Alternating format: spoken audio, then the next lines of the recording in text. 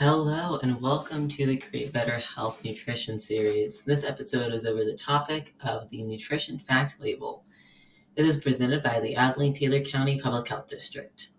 So starting off, why should we even read the nutrition fact labels? They're kind of long and confusing. Overall, they help you understand your nutrition and what exactly you're putting into your body.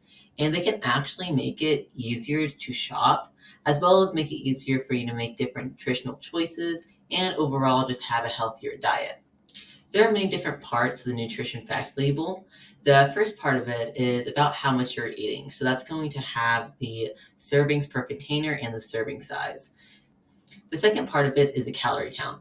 So this calorie count is only for the serving size listed. That's how they split up all these nutrition facts. And then for the total fat, we see that it is separated between saturated fat and trans fat.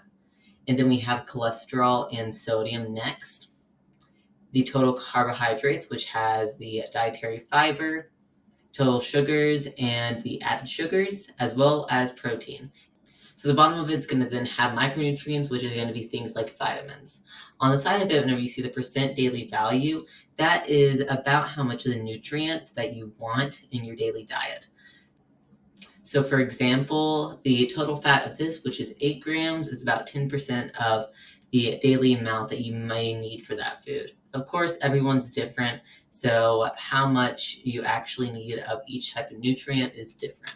Diving into more about each part of the label, a big part of our nutrition overall are calories. So the calorie count part of the label helps us know how many calories are actually in the food, as well as how many people the food feeds. So it kind of takes a little bit of math to actually know how many calories are within the entire container. So in this, 8 times 230 would equal 1,840. So then on to the total fat section. So there are a few different types of fat. The first type of fat is saturated fat. So saturated fat is typically known as the unhealthy fat. It typically comes from animal sources, so think things like meat, as well as generally you want to make sure that you limit eating these compared to other fats. And then unsaturated fats. So these are typically the ones that you want in your diet more. These are more healthy fats, are typically better for you, as well as they typically do come from plant sources. And then trans fats. So trans fats, as of 2020, were banned in the US due to safety issues. And then total carbs. So the total carbs are made up primarily of the dietary fiber, total sugars, and added sugars. And then if we're looking at the total carbohydrates, those are typically found in plants. The total sugars is the amount of sugar that is complete within there. And then the added sugars are just sugars that are not naturally already within the product and they're added in. So typically you want to look out specifically for the added sugar because typically added sugar is more associated with bad nutrition compared to natural sugars. And then dietary fibers. So fiber is great for things like your digestion as well as your general health, especially gut health. Typically, 14 grams per every 1,000 calories is best and what you want to shoot for. Protein and sodium.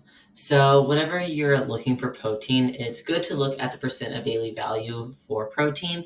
Typically, if it says 5% or less, that is probably too low.